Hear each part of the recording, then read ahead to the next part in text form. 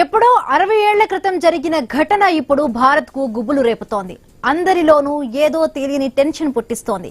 ఇప్పటికీ కూడా ఎప్పుడో ఆ పెద్ద బాంబు పేలుతుందన్న భయం పెట్టి పీడిస్తోంది. అదే ఇప్పుడు హిమాలయాల్లో దాగి ఉన్న ఓ అణు బాంబు అన్న రహస్యం భారత్ ను తీవ్ర భయాందోళనకు గురి చేస్తోంది. చైనా అణు పరీక్షల గురించి తెలుసుకునేందుకు భారత్ అమెరికాలు కలిసి చేసిన ఓ ఆపరేషన్ 60 ఏళ్లు గడిచినా ఇప్పటికీ పెనుముప్పు వేలాడుతోంది.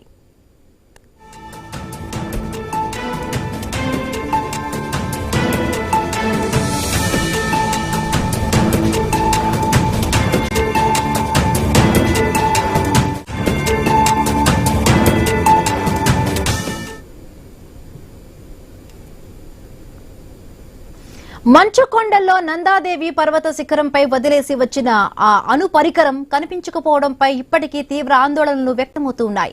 గంగా నదికి పెనుముప్పుగా భావిస్తున్న ఆ అణు పరికరం జాడ లేకపోవడంతో కోట్లాది మంది భారతీయులు ప్రమాదం అంచున ఉన్నారని పర్యావరణవేత్తలు హెచ్చరిస్తూ ఉన్నారు.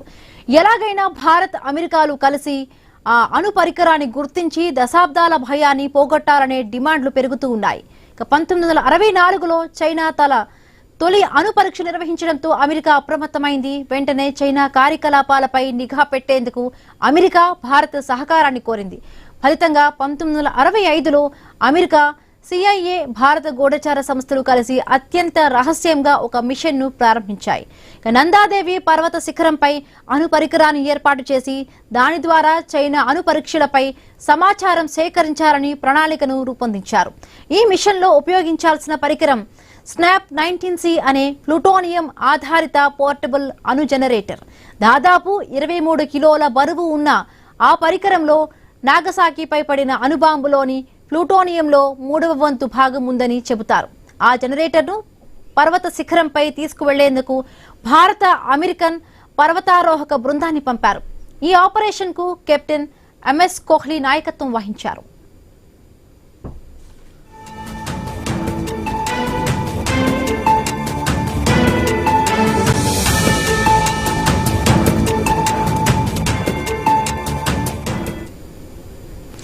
పర్వతారోహకులు శిఖరానికి చేరుకున్న సమయంలో హఠాత్తుగా తీవ్ర మంచు తుఫాను రావడంతో భద్రతా దృష్ట్యా బృందాన్ని వెనక్కి పిలిపించారు. అయితే తిరిగి వస్తూ ఆ అణు జనరేటర్ ను ఒక మంచు పగులులో ఉంచి నైలాన్ తాడులు మేకులతో బిగించి వదిలివేశారు. 1966 మేలో తిరిగి దాన్ని తీసుకువచ్చేందుకు వెళ్లిన బృందానికి షాక్ ఎదురైంది. కొండ చర్యలు విరిగిపడడంతో ఆ అణు పరికరం పూర్తిగా కనిపించకుండా పోయింది. 1967, 1968లో భారత్, అమెరికా సంయుక్తంగా నిర్వహించిన అనేక శోధన ఆపరేషన్లు కూడా విఫలమయ్యాయి. అత్యాధునిక సెన్సర్లు వాడినా దాని ఆచూకీ లభించలేదు.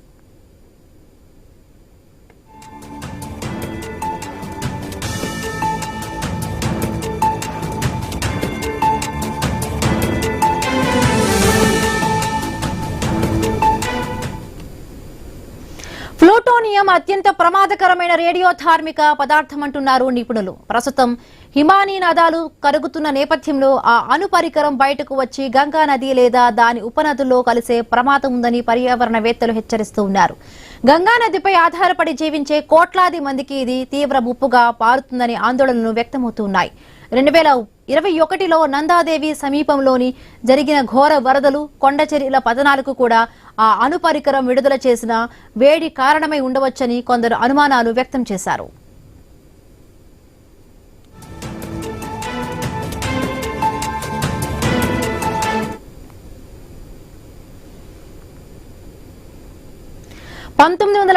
లలో ఈ రహస్య మిషన్ విషయం బయటకు రావడంతో అప్పటి ప్రధాని మొరార్జీ దేశాయ్, అమెరికా అధ్యక్షుడు జిమ్మీ కార్టర్ సమస్యను నిశ్శబ్దంగా పరిష్కరించేందుకు ప్రయత్నించారు.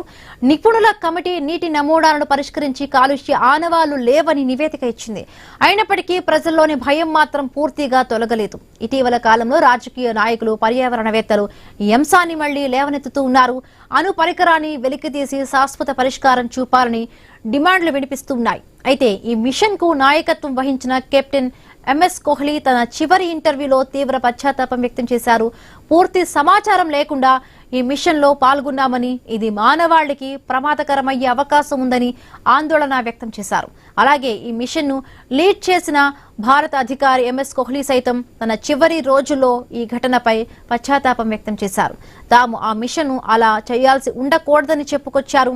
తాము మతిలేని పని చేశామని, ఫూలిష్ గా వ్యవహరించామని తప్పును ఒప్పుకున్నారు. మాజీ గూఢచారి అధికారులు కూడా ఈ అణు పరికరం భవిష్యత్తులో పెద్ద ప్రమాదానికి దారితీయవచ్చునని హెచ్చరిస్తున్నారు.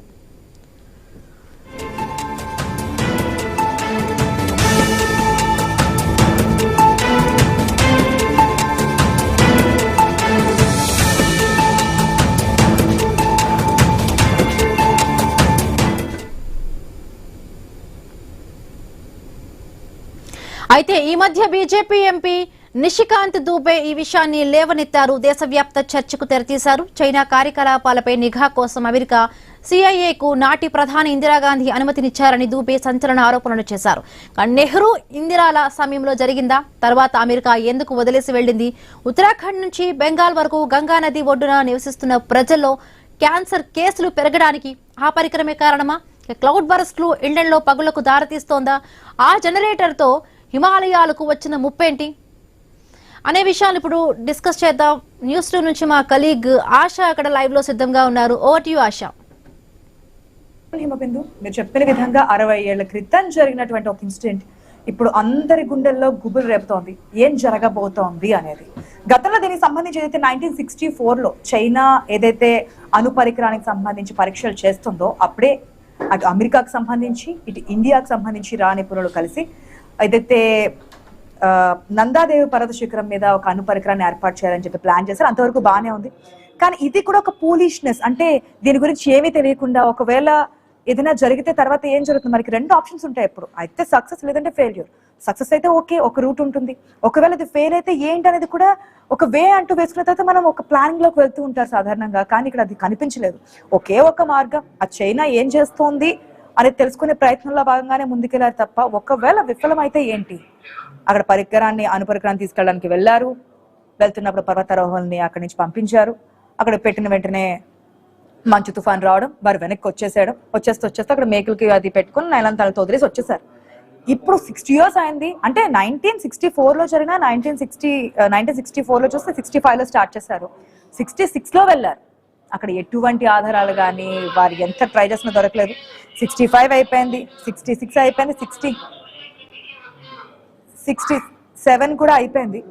అయినప్పటికీ కూడా అక్కడి నుంచి ఏ మాత్రం చిన్న క్లూ కూడా దొరకలేదు. ఇప్పుడు మనం చూస్తున్నాం టెక్నాలజీ ఎంత ముందుకు దూసుకెళ్తుంది అనేది. అయినప్పటికీ కూడా ఇప్పటికీ స్టిల్ ఎందుకు కనిపెట్టలేకపోతున్నారు? ఇంకా చాలా ప్రశ్నలే ఉన్నాయి. వీటన్నిటి గురించి మాట్లాడదాం మనం ఇవాళ క్వశ్చన్ అవర్ లో. మనతో పాటు డిబేట్ లో పార్టిసిపేట్ చేస్తున్నారు అందే సత్యం గారు, పొలిటికల్ అనలిస్ట్. అదేవిధంగా బండారు రామ్మోహన్ రావు గారు ఉన్నారు, పొలిటికల్ అనలిస్ట్. ఫస్ట్ గా సత్యం గారు, గుడ్ ఆఫ్టర్నూన్ అండి. గుడ్ ఆఫ్టర్నూన్ అండి. చాలా ప్రశ్నలు వస్తున్నాయి సార్. అంటే ఒక ప్రయోగం లేదంటే ఇటువంటిది ఏదైనా చేస్తున్నప్పుడు 2 విధాలుగా ఆలోచిస్తూ ఉంటారు కదా. జరిగితే ఏంటి, జరగకపోతే ఏంటి. అది కూడా ఒక పర్వత శిఖరం మీద, నంది పర్వతం మీద చేస్తున్నప్పుడు ఒకవేళ అయితే ఏంటి, కాకపోతే ఏంటి? ఇప్పుడు 60 years తర్వాత కూడా కనుగొనలేకపోతున్నారంటే ఎట్లా చూడాలంటారు? ఒక్క నిమిషం. దానికి ముందు కథ ఏమిటంటే 1945లో 2వ ప్రపంచ యుద్ధంలో ఫాసిజం హిట్లర్ ఓడిపోయిన తర్వాత సోవియట్ యూనియన్ అప్పర్ హ్యాండ్ అయింది. ఆ సోవియట్ యూనియన్కు ఆనాటి వారసా దేశాలు అంటే తూర్పు జర్మనీ, తర్వాత హంగరీ, జకోస్లోవేకియా, బల్గేరియా, మంగోలియా ఇలాంటి వారసా దేశాలన్నీ కూడా సోషలిస్ట్ దేశాలుగా ఏర్పడ్డాయి. ఆ టైంలోనే కొద్దిగా ముందు 1948లో చైనా విప్లవం సక్సెస్ అయింది. దాంతో ఈ కమ్యూనిజాన్ని అరికట్టాలి అనేటువంటి తాపత్రయంలో అమెరికా ఉంది. ఆ తాపత్రయంలో అమెరికా, భారతదేశం, అక్కడ ఉన్నటువంటి అమెరికన్ ఇంటెలిజెన్స్ సిఐఏ, మన ఐబి ఇంటెలిజెన్స్ బ్యూరో, తర్వాత దానికి ఈ ఎక్స్పిడిషన్ టీంకు నాయకత్వం ఇచ్చినటువంటి కోహ్లీ, ఆయన ఒక నేవీ వెటరన్, ఈ టీంకు కెప్టెన్ గా ఉండి నందదేవి శిఖరం మీదకి తీసుకెళ్లి దరిదాపు ఈ జనరేటరు 50 నుంచి 60 kgల బరువు ఉంటుంది.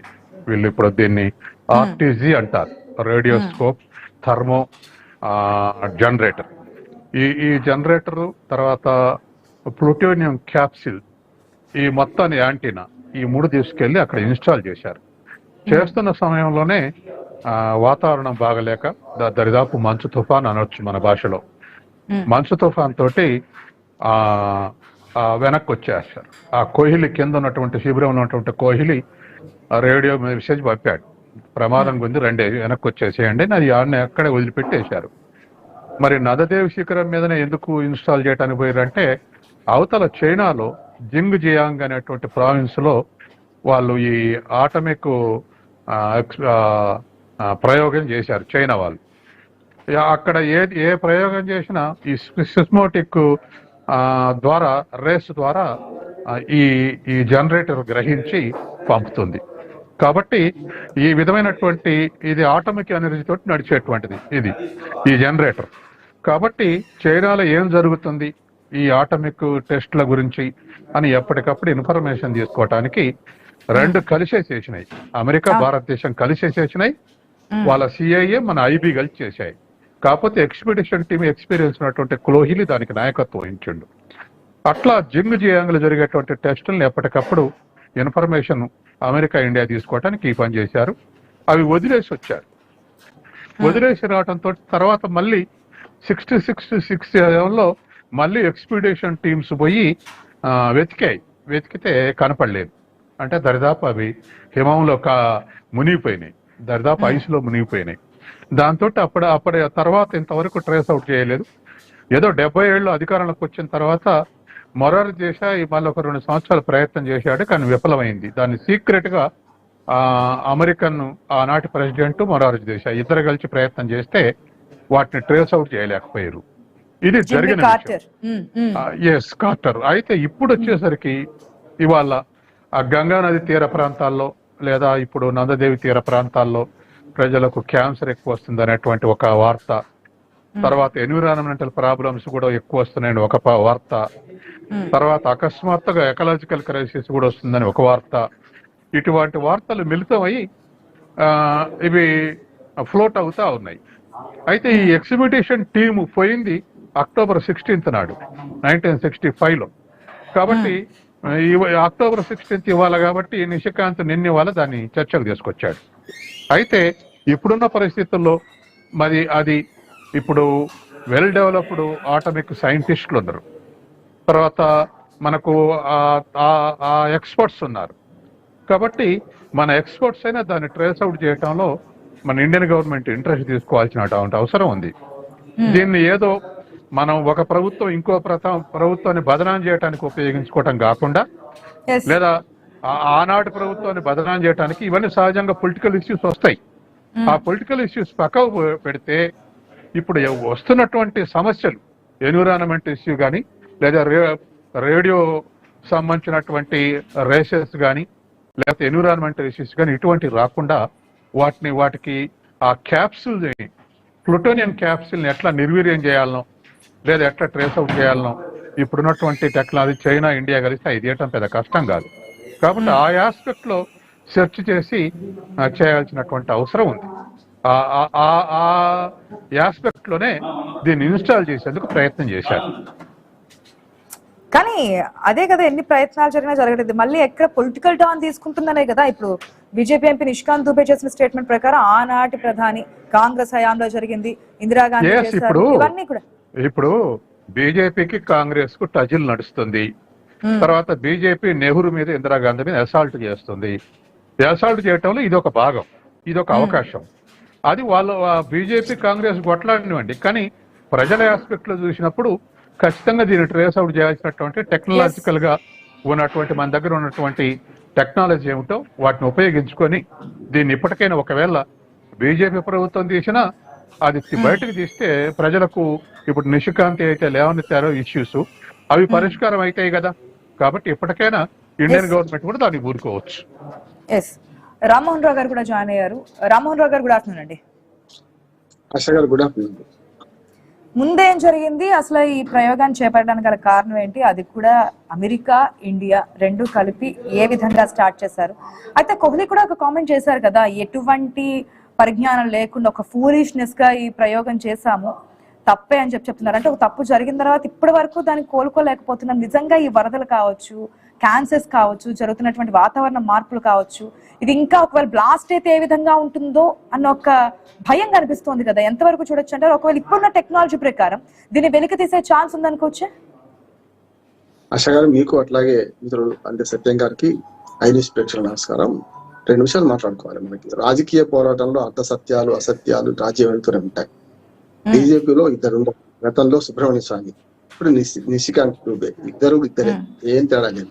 అంటే సంచలన విషయాలు బయట పెడుతుంటారు. గత పాలకులను ముఖ్యంగా మర్చిపోని అంటే కొన్ని మర్చిపోవాల్సిన అవసరం లేదు, కానీ మళ్ళీ గాంధీ నెహ్రూలను కూడా కించపరుస్తూ ఈ వ్యాఖ్యలు చూస్తున్నాం. కాశ్మీర్ విషయంలో మాట్లాడితే నెహ్రూని అంటారు, లేకపోతే గాంధీని అంటారు. ఈ మధ్య మన గాంధీని కూడా మహాత్మా గాంధీ మన ఉపాధి హామీ పథకం పేరు కూడా మార్చారు కదా, చూసాం కదా మనం. అంటే అవశేషాలు లేకుండా చెప్తామంటే శత్రుశేషం రుణశేషం ఉండకుండా ఉండాలంటే ఎప్పుడు సాధ్యం కాదంటున్నాడు. ఎప్పుడు ఉంటూనే ఉంటాయి. మనకు గత జల సేతుబంధనం చేసుకుంటాం. ఈ ఒక విషయం మాట్లాడే ముందు నేను కొంత చెప్తాను. ఇప్పుడు ఈ బీజేపీ మొత్తం పాలకులు ఏం చేస్తున్నారంటే గత జల సేతుబంధనం చేసుకుంటూ కాశ్మీర్ సమస్యకు నెహ్రూ కారణమని, అట్లా అంటే మరి మనకు మణిపూర్ సమస్యకు గత కాంగ్రెస్ ప్రభుత్వం కారణమని, మరి వీళ్ళు కూడా కొన్ని సమస్యలు సృష్టిస్తున్నారు కదా. చరిత్రలో కొన్ని జరుగుతుంటాయి. చరిత్రలో అట్లాగే జరగాలని మనం నిర్దేశిస్తే లాభం లేదు. జరిగిన దాన్ని అర్థం చేసుకుని ఎట్లా ముందుకు పోవాలి, ఆ అవరోధాలు ఎట్లా అధిగమించాలి కావాలి. దానికి ఏమంటానంటే జీరో సమ్ గేమ్ ఆడితే ఆశ గారు ఎప్పుడు కూడా ఫలితాలు రావు. విన్ సొల్యూషన్ ఉండాలి ఇప్పుడు దేనికైనా కూడా. ఇంతకుముందు సత్యంగా చెప్తే చెవుల్లో మాట్లాడాలి. అక్కడ ఎట్లా నిర్వీర్యం చేయొచ్చు, దాన్ని ఏ రకంగా చేయొచ్చు చూద్దామా, లేకుంటే అది ఉన్నది ఆ బూచి చూపించి మొత్తం అంతా ప్రపంచాన్ని భయప్రాంతం చేద్దామా? 66-67 లో ఉన్నటువంటి టెక్నాలజీ వేరు, ఇప్పుడు మనం 2025 లో ఉన్నాం. ఆల్మోస్ట్ ఈ మంత్ అయిపోతే 26 లోకి వెళ్ళిపోతున్నాం. ఇప్పుడు టెక్నాలజీ వేరు. ఇప్పటి వరకు అదేదో ఉంది అని భయపడే కంటే దాన్ని నిర్వీర్యం చేస్తే కనుక ఒకవేళ సేఫ్ జోన్ ఉన్నామని చెప్పని అనుకోవచ్చు కదా ప్రజలు.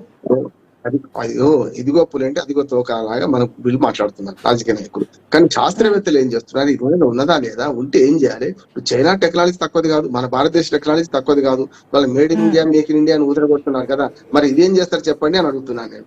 ఎంతసేపు పాత ప్రభుత్వాన్ని ఇందిరాగాంధీనో లేకుంటే ఇద్దరిని బదనాం చేయడానికి చెప్తారా, లేకుంటే కష్టం కదా. ఇప్పుడు 2 పక్కలా ఉన్నాయి, 2 చేతులు కలిసి చప్పట్లు అవుతున్నాయి, చూస్తున్నాం కదా.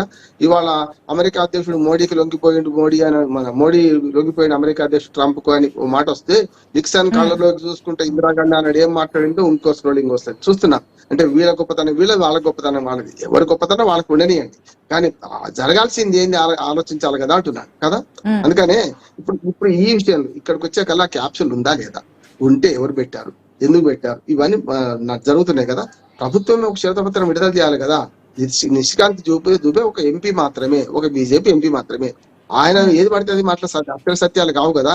ప్రభుత్వం ఏం చేస్తుంది, ప్రజలకు ఏది వాస్తవం, ఏది నిజం, ఏది అబద్ధం చెప్పాల్సిన అవసరం ఉందంటున్నారు. శ్రీశ్రీ గారి కవిత గుర్తొస్తుంది. ఏది సత్యం, ఏది అసత్యం, మహాత్మా ఓ మహర్షి అన్నట్టు ఇవాళ మనం సంశయంలో పడే పరిస్థితి వస్తున్నది. దాన్ని పూర్తిగా ఎంక్వైరీ చేసి అయ్యా ఇది ఉన్నది, దీన్ని నిర్వీర్యం చేయడం మేము ప్రయత్నం చేస్తాం, లేక దాని వల్ల ఏం పరిణామాలు జరుగుతలేవు, 2 చెప్పాలి కదా అంటున్నాను.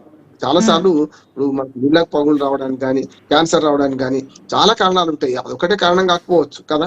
మనం చూస్తున్నాం ఇప్పుడు ఉత్తానంలో మూత్రపిండాల వ్యాధి అవి కూడా ఉండొచ్చు కదా రమణ గారు, మనం ఏది క్లారిటీగా చెప్పలేని సిచ్యువేషన్ కదా. దానికి తోడు 1970 నుంచి ఇప్పటి వరకు దీని గురించి ఎందుకు మళ్ళీ, అంటే ఆఫ్టర్ చాలా అంటే 60 years పోనీ 50 years అయింది అనుకోండి, బయటకు వచ్చిన తర్వాత వాళ్ళు ప్రయత్నం చేసిన తర్వాత మళ్ళీ ఇప్పటి వరకు ఎందుకు దాని గురించి మాట్లాడలేదు? 2021 లోనే మనకి క్లౌడ్ బరస్ట్లు, వరదలు, క్యాన్సర్ ఇవన్నీ వస్తున్నాయని చెప్పి గుర్తించిన తర్వాత కూడా ఎందుకు అనేది, అటుపక్క యూఎస్ కానీ ఇటుపక్క మన ఇండియన్ సంబంధించి కానీ పరిశోధకులు, సైంటిస్టులు ఎందుకు దీని గురించి ముందుకు వెళ్ళట్లేదు అనుకోవచ్చు?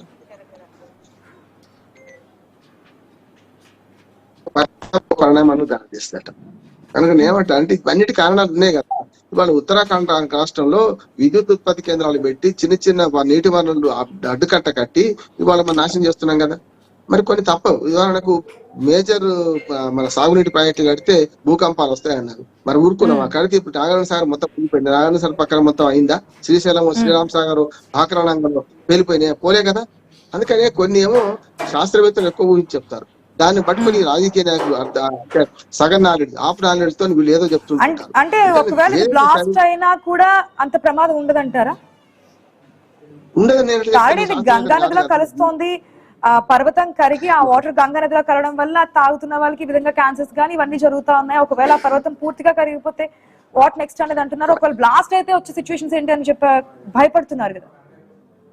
ఊహాజనిత ప్రశ్నలకు సమాధానం ఉండవు. నేనేమంటున్నానంటే శాస్త్రవేత్తలు చేయాల్సిన పని కుక్క చేసే పని కుక్క, గాడిద చేసే పని గాడిద చేయాలి. నేనేమంటాను, వాళ్ళు చేయాల్సిన పని కదా.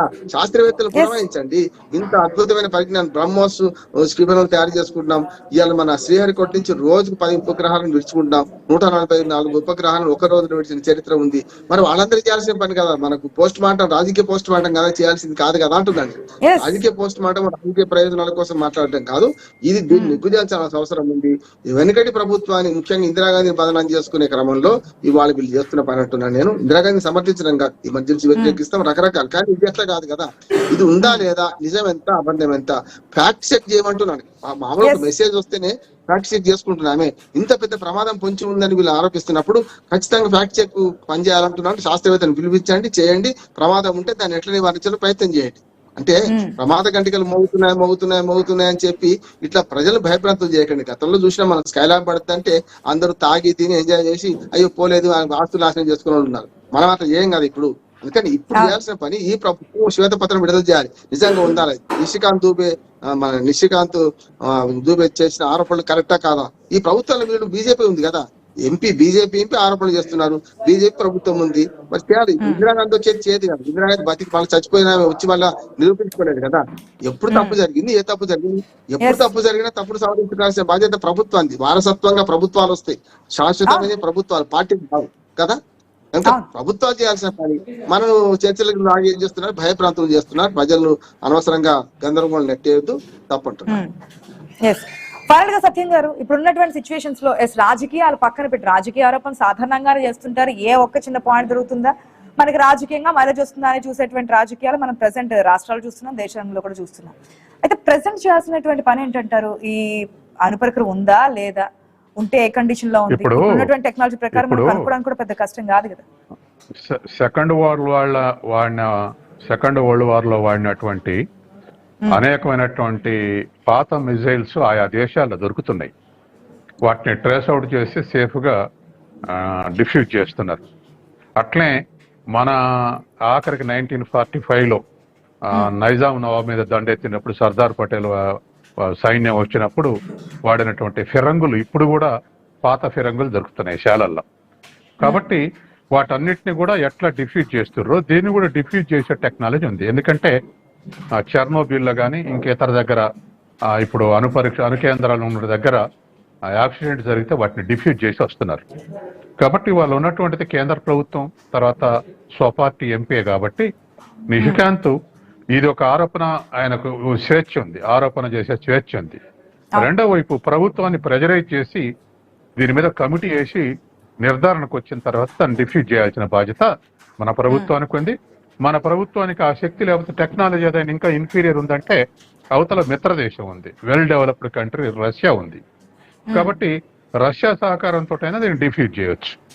అట్లాగే ఇప్పుడు మనకు చైనాకు మన జిన్పింగ్ ను గెలిచిన తర్వాత ఆ మిత్రత్వం ఏర్పడింది. ఇప్పుడు అది కూడా ఒక ఫేవరబుల్ కండిషన్ ఉంది. కాబట్టి దాన్ని ట్రేస్ అవుట్ చేసి డిఫ్యూజ్ చేస్తే ఈ చర్చకు ఫుల్ స్టాప్ పడుతుంది. హ్యూమానిటీ సేఫ్ లో ఉంటుంది. ఒకళ్ళ మీద ఒకళ్ళు కార్నర్ చేసుకుని ఒకళ్ళనొకళ్ళు డిఫెన్స్ లో చేసుకుని పడేసుకున్న దానికన్నా ఉపయోగం ఇప్పుడు. ఎందుకంటే ఇది ఒక్కటే కాదు, 1957లో మత్తయ్య రాశారు, నెహ్రూ పర్సనల్ సెక్రటరీ మత్తయ్య పుస్తకం రాసిండు. దాంట్లో 1957లో నంబుదిరిపాదు ప్రభుత్వాన్ని కేరళ గోలగొట్టడంలో సిఐఏ సహకారం తీసుకుంటూ నెహ్రూ అని రాసిండు. ఇప్పుడు దాన్ని ఎక్కడ తెలుస్తాం? అందుకని సిఐఏ చేసింది ఆనాడు కమ్యూనిజాన్ని అరికట్టని చేసింది. అది ఇండియన్ గవర్నమెంట్ కూడా సహకరించింది. ఎందుకంటే 62లో చైనా మనం వార్ జరిగింది. వార్ అయిపోయిన తర్వాత అదే సిచ్యువేషన్ కొనసాగుతుంది. సహజంగానే మనకు కూడా కోపం ఉంటుంది చైనా మీద, మన ప్రాంతానికి కొంత ఆక్రమించిందని, మనం ఓడిపోయినవని, ఇటువంటివన్నీ ఉన్నాయి మనం. కాబట్టి అమెరికాతో కలిసి ఆనాడు చేసి ఉంటారు. కాబట్టి వాళ్ళ చైనా మీద ఓడిపోయిన స్థితిలో ఉన్నటువంటి కోపంలో ఉన్నటువంటి విషయాన్ని ఇవాళ నిష్కాంత్, నెహ్రూ, ఇందిరాగాంధీ చేశారంటే దానికి పెద్దగా అర్థం లేదు. రాజకీయాలను పక్కన పెట్టి ప్రస్తుత పరిస్థితుల్ని చెక్ చేసి అక్కడ కండిషన్ ఏ విధంగా ఉందని చెప్పి చూసుకోండి. ఇప్పుడు సోవియట్ యూనియన్ సహకారం తీసుకొని, రష్యా సహకారం తీసుకొని అయినా దాన్ని ట్రేస్ అవుట్ చేసి దాన్ని డిఫ్యూజ్ చేయటం పరిష్కార మార్గం.